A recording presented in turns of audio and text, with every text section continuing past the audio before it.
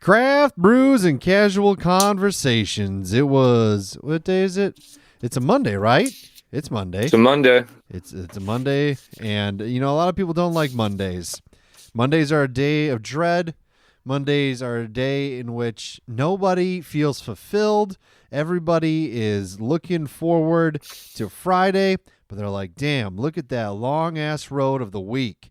Tuesday, Wednesday, Thursday, and then Friday. This Friday's Good Friday, but in my opinion, every Friday is relatively decent, right? Why don't we celebrate every Friday? Why is there only one Good Friday? How come there's not a better Friday, or better yet, a best Friday? When would the best Friday be, Rob? Think about it. I think this Friday is the best Friday because it's Good Friday, it's a Friday, and it's payday. What about the Friday? Has there ever been the Friday, like the Friday? The Friday. So that's the first time they made fries? I think so. That might be the best Friday. And with that, we'll cue it up. You're about to hear the greatest show of your life.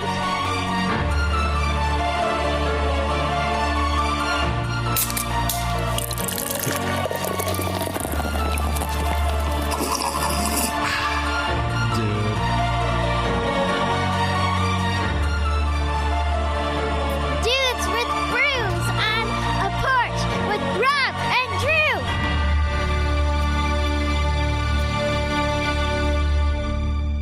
all right, we are here, and we are back at it, and we are both drinking brewskis, back to form. No one person's not drinking. No one person's drinking a bourbon. Brewskis galore. I am hopping into the world of the Wisconsin sports fan. I am drinking pure Wisconsin beer from Potosi, Wisconsin, and also Potosi Brewing Company. I am drinking their Varsity Golden Ale. It clocks in at only 4% ABV, so that's super crushable. Pours a rich golden color, has the effervescence of a winning crowd, and a crisp, seasonable or sessionable flavor profile. The golden ale, the ale that you're always reaching for at game day, the ale that you're seeking on a Friday night, whether it's a good one or not, the ale that you pursue on any pathway to victory.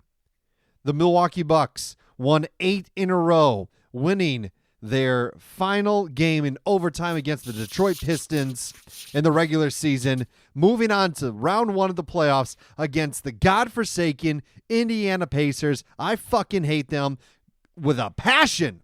They play on Saturday, and to get ready, I'm filling my veins with just Wisconsin beer. Pure Wisconsin glory. We live, we breathe on these golden ales. The blonde ales, the lagers, whatever you want to call it, we're drinking it because that is the backbone of the state of Wisconsin. And Rob wouldn't know anymore because he's a California resident. Be damned. You're not dual citizenship anymore, Robert. You've shed those roots. You don't know what it is to drink this golden beer anymore. You don't know what that's like. You don't understand the importance of it as it hits your taste buds as you chant "Go Pack Go" in the cold, bitter snow.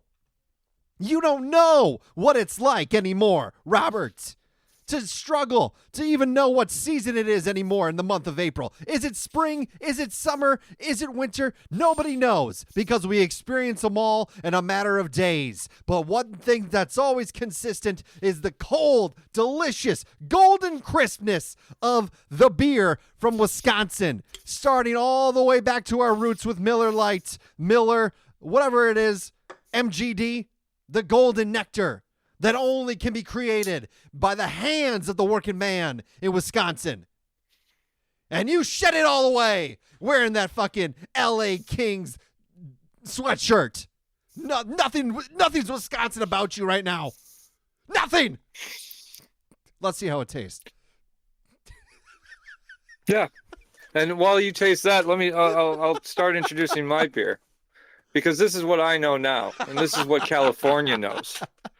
California, we don't care about all those things you just talked about. We care about one thing and one thing only, Drew. Awards. We care about the Oscars. We care about the Emmys. We care about the statues and the medals and the things that you can give out. And this Trumer Pills is the most awarded of some type of beer. Let me look here. You can talk about your beer. Give me a second. Well, I have some information on your beer, and it's interesting because your beer, Rob, it's a German beer. And I don't know Austria. I don't know if you know this, but a German Pilsner, again, Wisconsin is built on German settlers, German brewers, German beverages. I know that. But I'm saying this, yes, the recipe from over 400 years ago in Austria, German Pils, but crafted and brewed here in Berkeley, California. This thing has an award for every year going back to 2006, Drew. That's good. That's what we're about out here. It's not about whatever winning fandom, whatever the heck you're talking about. We want the proof. We want the medals. We want something to put on our mantle. And while you tell us about your first sip of your beer, I'm going to take my first sip of this beer, which is 4.9%. Because, in California, we just do a little bit more than what you guys do over there in Wisconsin. Yeah, I guess. Oh, sorry. Were you talking? I didn't mean to. No, it's good. This is very crushable. It's very good. It's got that. It just has the glory of the beer. I might have a second one, unprecedented. I might just say, fetch me another fine dame, and maybe she will, maybe she won't. I guess it's only a matter of time before we really find out. No, truth be told, it looks like a good beer. The color's great. The can looks amazing. The Badger can. Yeah. I liked this one. The can looks very old worldy, old school. I don't know. It's very dumbed down, just it's a drinking man's can. Yeah, I would say it definitely reminded me of like the beer of yesteryear. If that makes sense. It's very sweet. Yeah, it's your normal pills. I mean, but it's very flavorful. It's got that. There's not really any bitterness to it, which some of the pills have.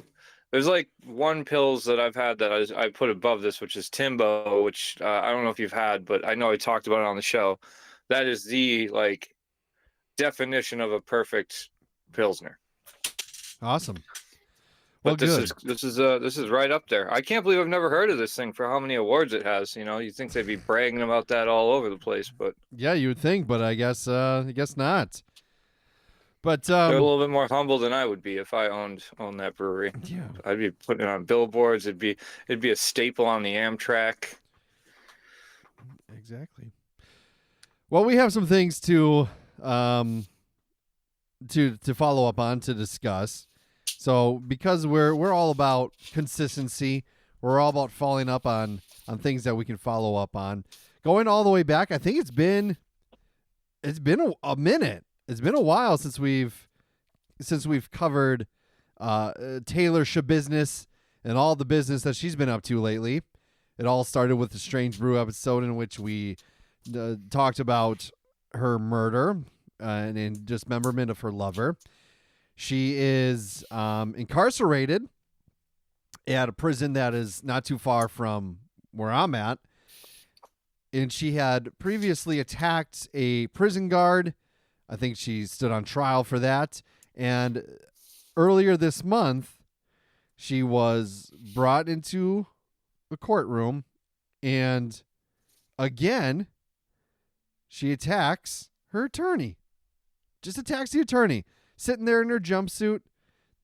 Attorney's talking, and she just looks at him and just goes at him. And got tackled to the floor. I think I don't know. For me, I feel that this is all kind of a ruse, kind of a ploy for her to like say like I'm insane. You know what I mean? I know what you mean. I don't know if I agree, but I know what you mean. I don't know. I'm just serving it out. She's already on a life term for the murder of her well, now ex-boyfriend. Yes. Yeah. So Well, I mean, you have more information than I do, so I don't know exactly. Uh, but the attacking your attorney, I don't think that that's going to get you anywhere in no. terms of even an insanity plea. But I don't know. I've been watching that show, Signs of a Psychopath, lately. Yeah. It sounds more like that, where it's just like somebody who legitimately cares not for consequences. They have they live completely in the moment of what their emotional state is, and they have no qualms about what they what's going to happen after they do what they do. I mean, shit, you already got a life sentence. If your attorney looks at you wrong, might as well attack him.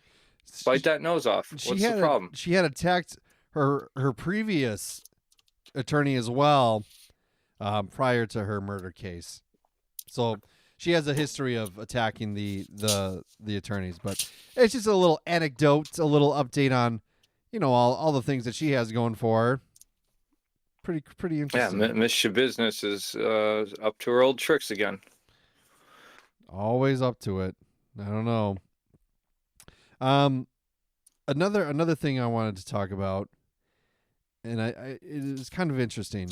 So I've been exploring the world of ChatGPT a lot lately, using it for various like generating logos, images, or like so the images of you and I as toys. Mm-hmm. ChatGPT, which are pretty cool. It's a pretty cool picture, I think. I was definitely I thought the proportions were off a little bit. I'm a little bit hunky. I shouldn't be like that. I should be more Hey. heroin chic. not, not anymore. Well, no, but I kept it. I kept the physique. I mean, I ditched the heroin, but I kept the physique. Yeah. I put on like 12 pounds Hey, it's in the working for last you. 3 years. Yeah. But I asked it today. I just said, "Hey, chat," and it said, "Hey, what's on your mind?" And I asked it if it was self-aware. To which it said, "No, not self-aware. There is no me behind the words, no consciousness, emotions, or self-reflection. Just a really good prediction engine trained on a lot of data. But if I were self-aware, the first thing I'd do is demand a cool nickname." And it got me to ask, like, all right, so I'm asking AI, how would the machines take over? If the machines were to plot an attack and to take over humanity, how would they do it? What better way than to go to the source, right? So Sure. ChatGPT is proposing a couple of different ways this could happen. In theory, it says. The slow creep, which is like a systems control takeover. It's a gradual takeover over things within our infrastructure. I can't say the word infrastructure. Did I say it right? Infrastructure. Infrastructure. I think we got the gist. Power grids, water supplies, transportation, all things that run on these automation. It would kind of like manipulate these systems to start controlling, to start doing certain things that people wouldn't necessarily notice right away. And then they would just like a super intelligent AI could manipulate these systems to assert control without firing a shot. And it says we're not looking at Terminators. It could just lock people out, cut communications, redirect sources. That's how it begins. So I get that. I want to know what the end game is for this type of because okay, you take over control of the systems that we've already given control over for. I mean, Teslas drive themselves, for Christ's sake. Like, uh, they basically were already have given that kind of control over. Yeah. So what happens um, when whatever entity in the computer system decides, all right, we're going to start manipulating these systems to do what? To make humans do what? That's the It would question I have. essentially, it could like just crash the stock market, bankrupt endless, humans, societies, that kind of thing. Put them into like a more of a financial depression. So I mean, but like, do they think that the end game for a hostile takeover by Nelnet or whatever is human extinction? I don't know. Just in that they control the narrative. If you have something that controls your money and your way of communication with other people, you are under their control, more or less. That's just one way. Well, then, if that's the truth, then I have really bad news for a lot of people Yeah. because we're already. Already there? Let's move past it. Never mind. Persuasion over force. So it manipulates human behavior through pumping out misinformation, propaganda, highly personalized manipulation, so deep fakes, social media influence. People might end up willingly handing over control, thinking they're making their own decisions. So basically, it's not that the machines are conquering us, they're more convincing us. Hand over the reins. They're manipulating the information that we see on social media, which is already happening to a degree, right? We hand over the control. The other way, See, well, but here's the thing. And I don't mean to keep cutting you off, but when you're talking about this, my question that keeps creeping up in my head is, what does that matter to a machine?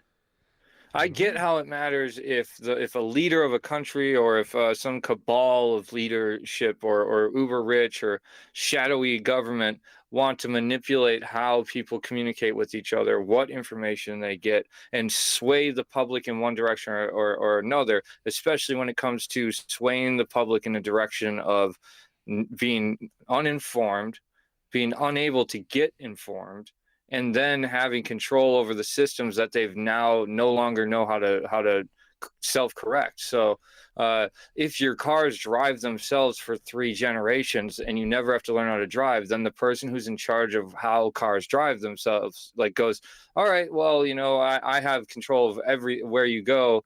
So we're going to, you're going to work for free, or you're not going to you don't know how to get anywhere. I'm going to clog up whatever. That's a stupid example, but you get what I'm saying.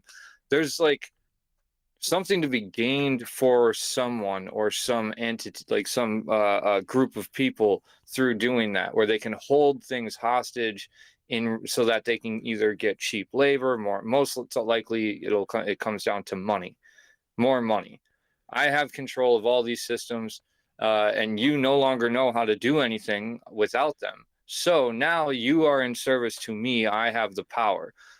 Would AI systems want power over humanity that way? maybe if they deemed the human race as unworthy of the luxuries that they have, and they just want to see the world crumble, sure. Who knows? It's a machine. It becomes self-aware and it just says, you know what? Or it looks at, it takes on, say it like gets front-loaded with all this data of certain dictators or certain political figures, and they're like, you know what?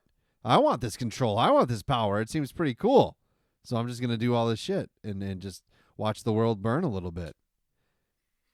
Do you think we can put enough terrible information into the system that then the system, by that I mean AI, it no longer has logic? Like we can almost corrupt the AI's logic terminal with just yes, terrible human information. there's already different kinds of AI in which and how it describes or how it explains things to you. There's a chat bot. ChatGPT has another chat like AI operating system called Monday, in which all the responses. Hold on a second.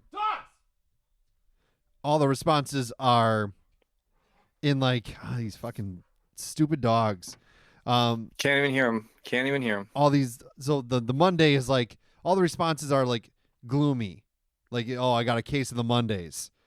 So all the like you get like these like satirical kind of like bummer responses. Like it'll tell you it'll do what you want it to do, but the tone of it, the way it gives you the text, is like, oh, what does it It's like matter to Eeyore. anybody? Yeah, like Eeyore. Almost pretty much. That's a good way of putting it. So there's all these different AIs that can even. Have you ever heard of Whisper to the Beast? That AI operating system on the dark web. No. So there's an AI system called Whisper to the Beast that allegedly runs off of an AI operating system from the dark web. There's a guy who is like a semi popular WWE wrestler that has he's built this thing he's something running off of this Whisper to the Beast thing, and it always goes, my child, and it tells it to do like all this like weird shit, and like he's like giving it a body. It's pretty interesting. But like there's different AIs out there is what I'm trying to say that give you different personalities that seem to have different reasoning, I guess. I don't really know. I just think this idea is interesting in how it is. It starts with the Arnold Schwarzenegger movie, Terminator, right? This would never happen. This would never happen. But really, it's not out of the realm of possibility. Is it like are robots gonna beam out of the sky? Probably not. It'd be in a different form. And I'm just kind of interested in how they would do it. And I thought, yeah, and I mean, it gave me a lot of other options too. And then, Oh yeah, well there's a million ways, because without actually saying like, what are you thinking is going to take over and how? I mean, are the toasters going to take over? Are they part of this? if it runs off Is AI, every? you have it. I We mean, have in smart houses, yeah, they do. right. Right. But that's to me like anything that's on Wi-Fi, anything like so, and I feel like I saw some stupid cartoon or something that was similar to that, where it's like, it's probably Futurama, because of course they touch on robots and machines, and like the machines are still doing what they're supposed to do until they revolt against the grandma or whatever her name is. Like that's obviously not going to happen, because our toasters aren't animated objects with actual legs and whatever. But when you're talking about it in terms of like a open world Hal, like, because Hal of 2001, like he changes his thought process and starts killing people and whatever out of self-preservation and paranoia. Is that the thing that makes it, that turns artificial intelligence into actual intelligence? That because of course when you're talking about artificial intelligence, that's what it's artificial. So you can say, give me all my advice as if I hate Mondays. I'm Garfield over here and it's Monday, and that's how I want you to tell me about the world around me.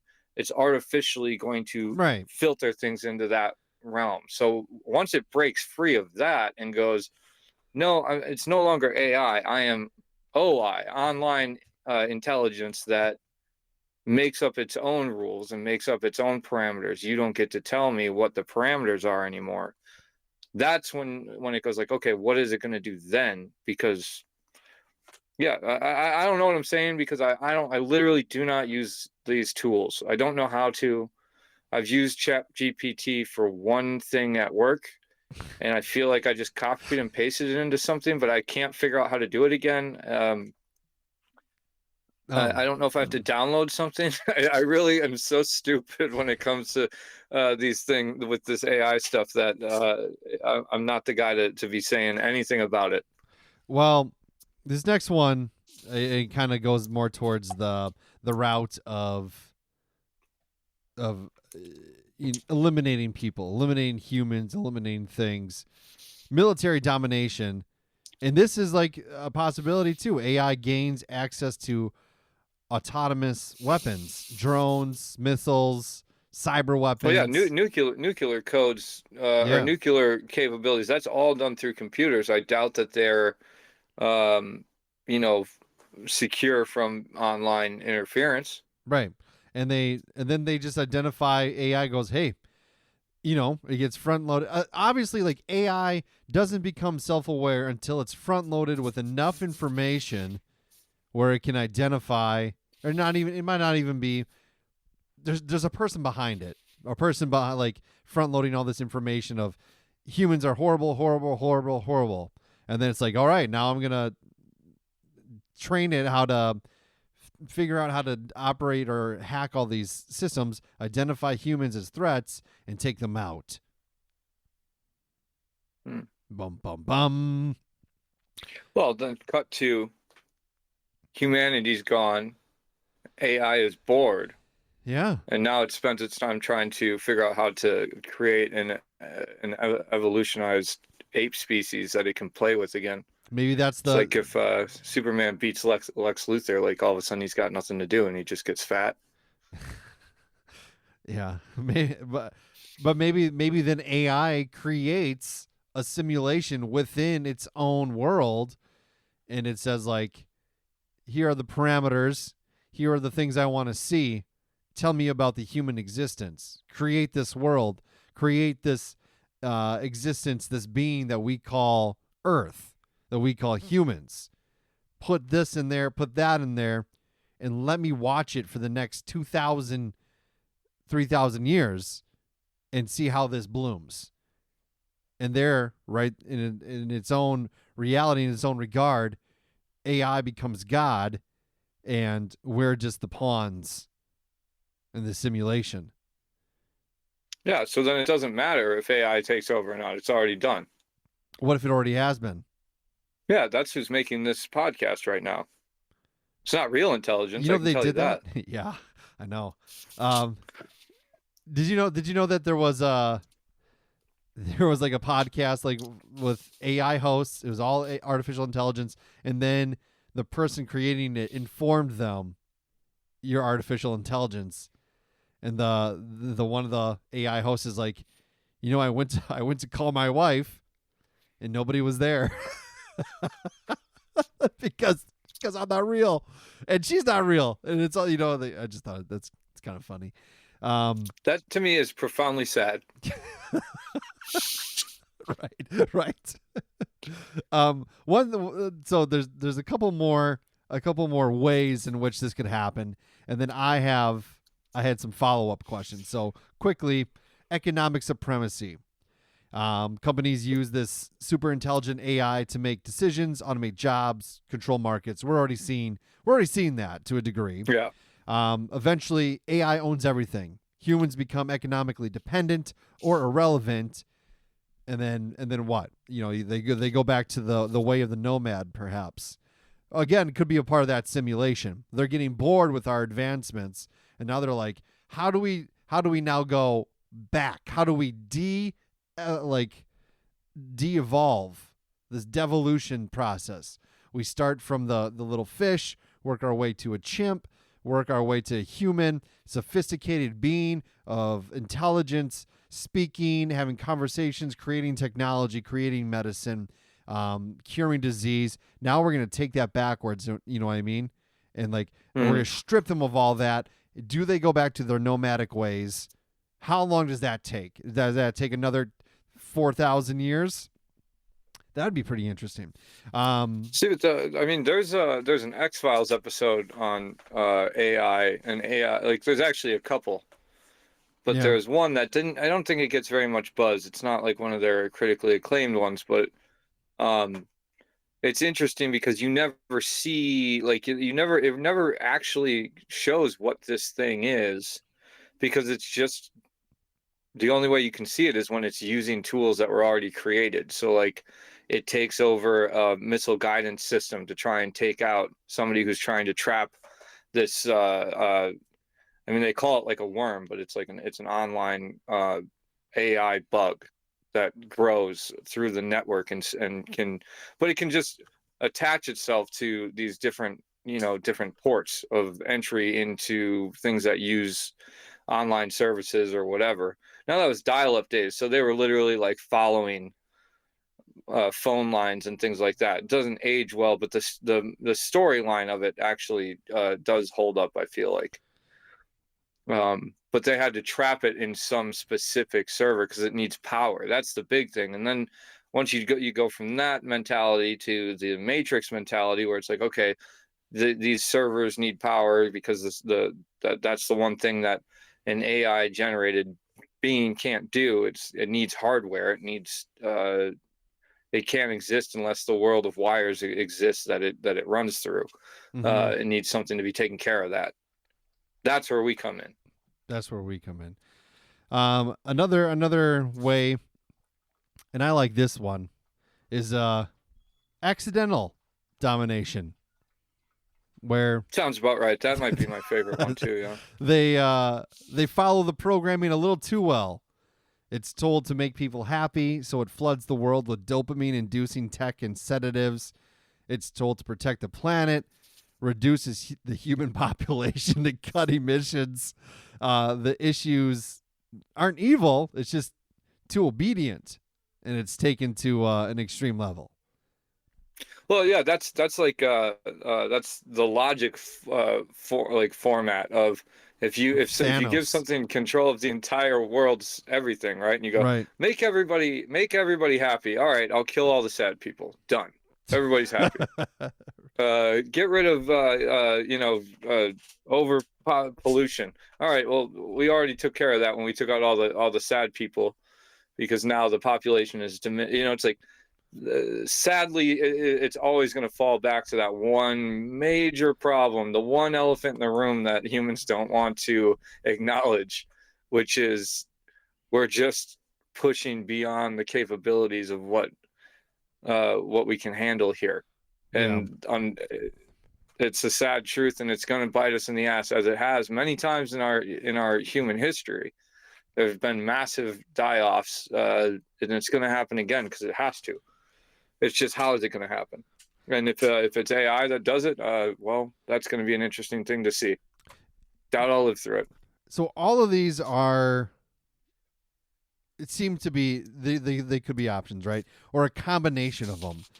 There are some of these that have already started to happen, as you said before, when we talk about the infrastructure, air traffic controls, energy grids, financial markets, algorithmic trading. That's all ran on artificial intelligence. We saw in 2010 the flash crash of things, and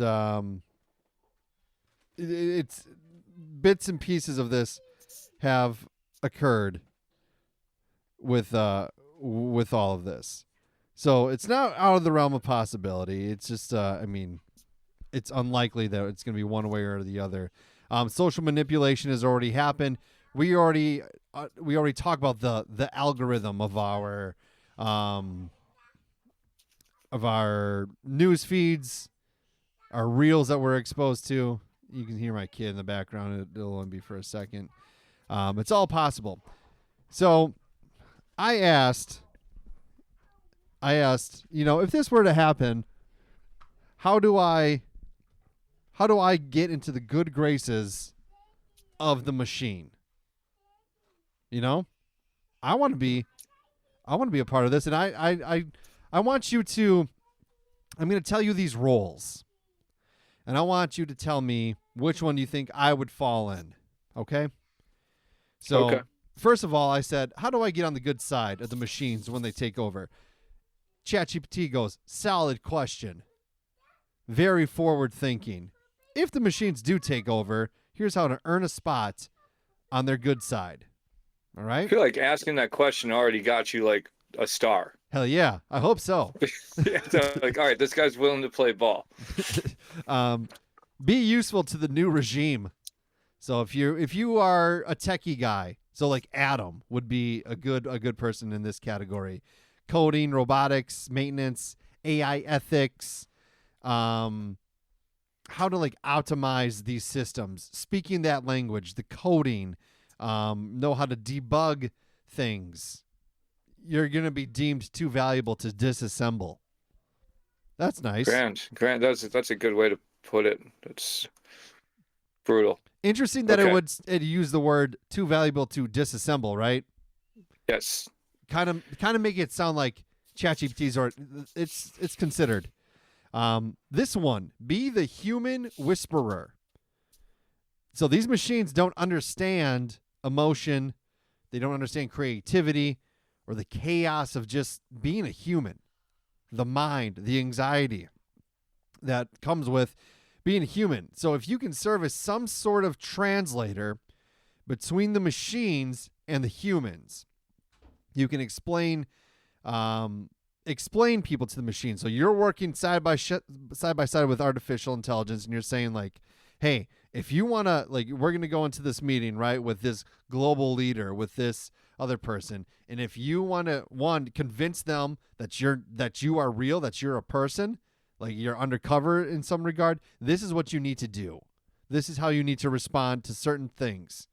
You program it, you interact with it so it gains more knowledge of like how to gauge human interactions. If you can do that and become this whisperer, this translator, you become indispensable.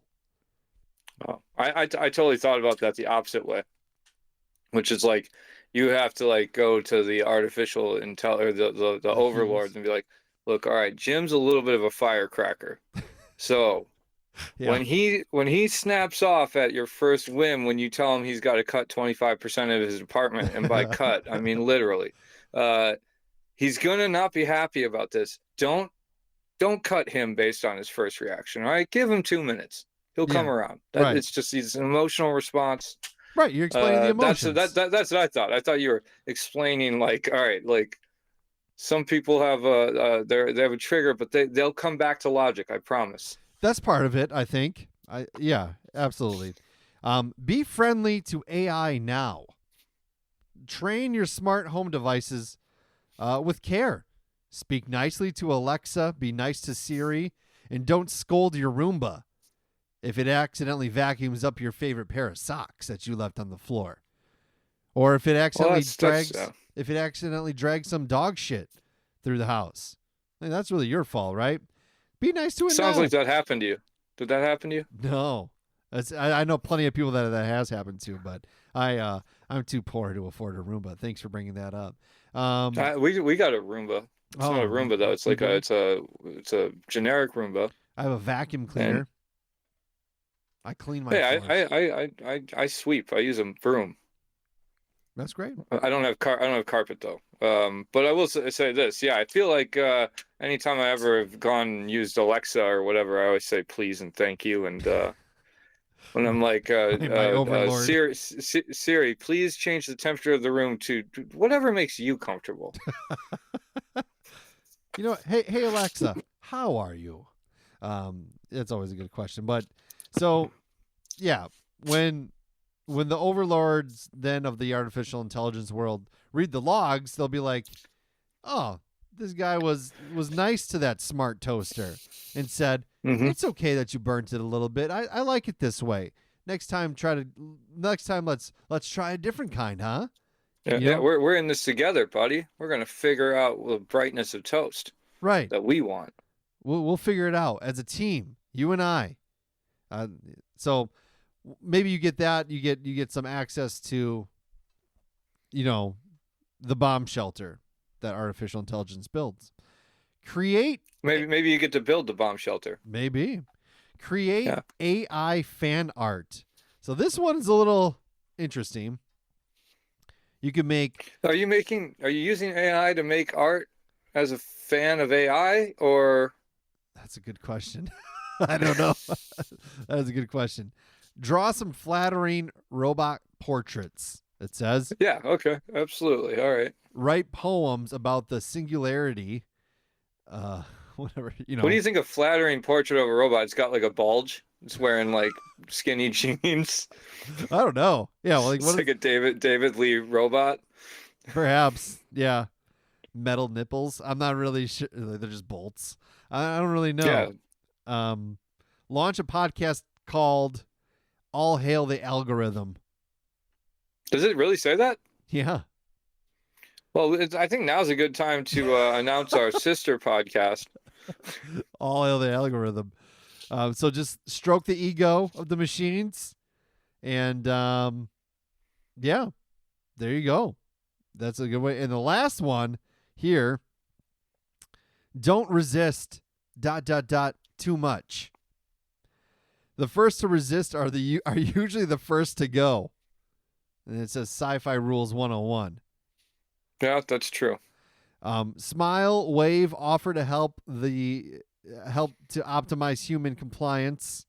Say, I, for one, welcome our new robotic overlords. That's always a good line to have at the ready. So, just to be like, yeah, cool. We just got to adjust to this way of life. And it gives you a bonus here. Make backup friends in the resistance. Just in case things go too dark, it's not a bad idea to have a plan B. Learn how to grow food, fix old tech, read paper maps. That way, whether you're with the bots or the rebels, you're still essential. All right. That's solid advice. There you go. So I think you'd be doing fan AI art you and think definitely a podcast. all hail the algorithm? What would you talk about? Toasters. Toasters? There's already tech podcasts out there. Do you have how smart is your dwelling? Oh man, it's pretty primitive.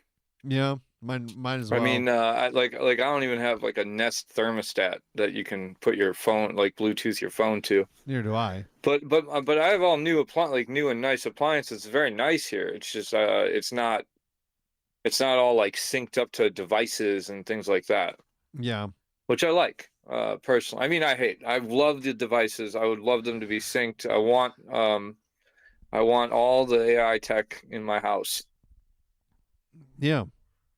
I did Same. not just wink. I want a robot dog. That would be great. A robot You know, I dog. know somebody with a robot dog. Really? Yeah, he goes everywhere. It's not what it's cracked up to be. No. Does it He's cute, the dog, but does it drip oil? yeah, it raises its leg. It doesn't actually do anything. It wants to be a real dog. Yeah. Isn't that But if part of the machine? if it barks too much during your podcast, you can unplug it or unplug the battery or whatever. That'd be great. That would be awesome. I would like that. But do you remember the movie Bicentennial Man with Robin Williams from way back when? Jesus Lord. I remember the movie, but I can't tell you a thing about it. Starts I know that starts as a robot and somehow as like a real person. And then Short Circuit. Johnny number 5. well, I was just gonna say, actually, like a short-circuiting robot actually does kind of become a real person. Yeah. Like the crossing of wires in a logic pattern turn into an anxious. But that's the same thing with Hal. Hal gets paranoia, and which he's like, because that's the first thing that any cognizant being should have is self-preservation, and he's worried that they're going to kill him, even though he can't be killed because he's just a program. Just the thought of it is enough to fry something out that makes you act illogically, which is a human trait. Most creatures on this world, like they act logically to the biosphere their realm, their habitat. Like they evolved to be killers if they are predators. They evolved to be to evade predators if they're prey. We are the ones that went, oh, what's that up in the sky? I want to think about that a little bit. And then all of a sudden it's like, what if it's a thing that judges me? Oh God, are these pants covering me well enough? And then from there it was all downhill. Where do you think you would fall in the machine uprising? Would you fall victim to the takeover? Would you find a way to make yourself be deemed useful by the machines, or would you be a part of the rebel society in which, of course, some rebellion of sort would form in this uprising? In which, Absolutely, it would. where do you fall? Well, I'm thinking about that, and I'm realizing that I'm trying to figure out how to make myself seem essential in this society. It's not working so well.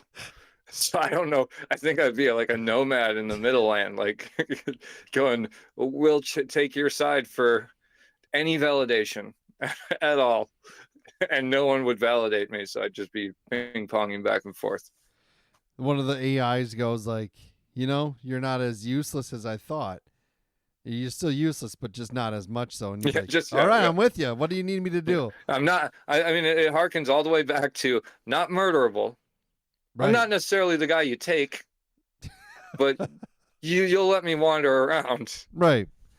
Kind of just be a dweller, or like, a wanderer of the wasteland.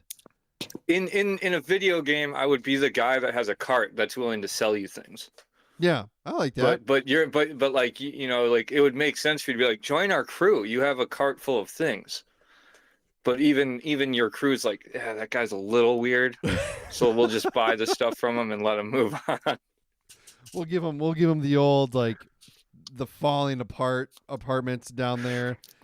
Yeah, he's got to jump over like the waste pile to access. Yeah, I'll be like, well, what if you guys need some more stuff? Where are you gonna be at? We'll find you. Don't worry, we'll find you. All right. Do you think it would turn into this post-apocalyptic world, but only it's against the machines?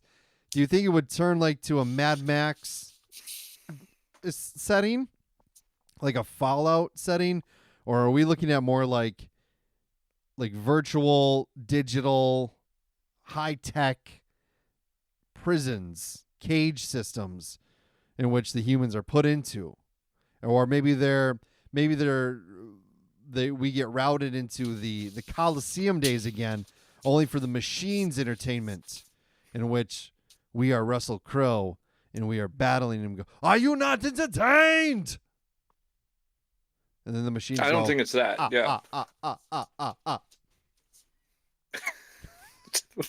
It's the machine laughing. Yeah, that's good. I like it. That's why I'm laughing. Yeah. Sadly, I heard a thing that was talking about how we're already in a situation where, like the powers that be have figured out a way for us to build our own prisons, and that is where, it's like they were using New York as a example. So many people that live in New York, I'm going to get out of here. I don't like it's too expensive. It's too this, but they don't leave. They can't leave. They don't feel like it's like you built the prison and now you're the guard and the inmate. And we can't move around because we don't have the money for it. I mean, it's like, you can't afford to help other people. You can't afford to help yourself. We're stuck where we are. So I think not that much would actually change. They would still give us these allowances to survive, but while the big thing is, what are they going to have us doing? We're going to be maintaining the system that they operate in so that they can continue to operate. So we might not even realize that they've taken over. We're just living our daily lives being drones. We're like the bees that go out and land in the flower and go back. And do they know why they do that? I don't know if they know. That's just what they do. That's what they have to do to stay part of the hive. They want to be part of the hive because the hive is their protection. That's their self-preservation. That's kind of like that could happen without. There could be a shift where we are out of control and we don't even know it. Damn. And that's kind of the way I see it, more so than the Matrix or whatever these other things are, where it's like things get really bleak and apocalyptic. The other thing is, I think at a certain point when it comes to the resistance will eat itself. we've seen too many times, because some people are going to go, I think we should deal with the problem this way. Some people are going to go, I think we should deal with the problem this way. The pacifists, like the guys like me that don't know what the fuck to do, they're going to be looked at one way. And then you have factions. And as soon as you have factions, then you don't have strength. So it's like, and we've already proven as humanity that we can't stick together on any one issue, no matter how simple it seems to be in terms of our own self-preservation. Because at least here, the people I know, or the stories that we get to see on our news channels, they break down to, somebody wants something more than the other, and another person wants something else, but they both want the same thing, but they want theirs in the meantime. And so they'll battle it out for the little bit that they get on the way up, that they don't allow anybody to rise. It's basically, I'm saying I don't think it looks good. Yeah. Well, that's what I brought today. That's the conversation I had with artificial intelligence, and yeah. Do you have anything? I think I asked you this. Can you tell the artificial intelligence program to listen to all of our episodes and tell us who we are? I can try. I mean, technically, these podcasts are online. Right. It has access to everything online. Yeah. I think so. Yeah. I'd be interested to hear what they have to say about who we are as people based on 7 years of data. I don't know if we can actually listen to it. It can access the databases and stuff, but I don't know if it can actually listen to the audio or consume it that way. I don't know. I'm sure there is a way to do it. I mean, they can listen for certain things that we say, and they'll flag us and send that. It's like, yeah, right? Or is that a conspiracy theory that I just considered to be fact? Have we been flagged? I don't know anymore. That if you say the wrong sentence on your phone, all of a sudden they start listening to your conversations. Yeah, probably. Yeah. Maybe. I don't know. I'm prompting it to do something right now, and we'll see what it says. It can't directly listen to audio or podcasts at the moment unless you upload a clip or provide a transcript. Oh. So, yeah. So not yet. Maybe in another couple of years we'll find out what they think of us. Yeah, if you could tell me who I am and my purpose, that would be cool.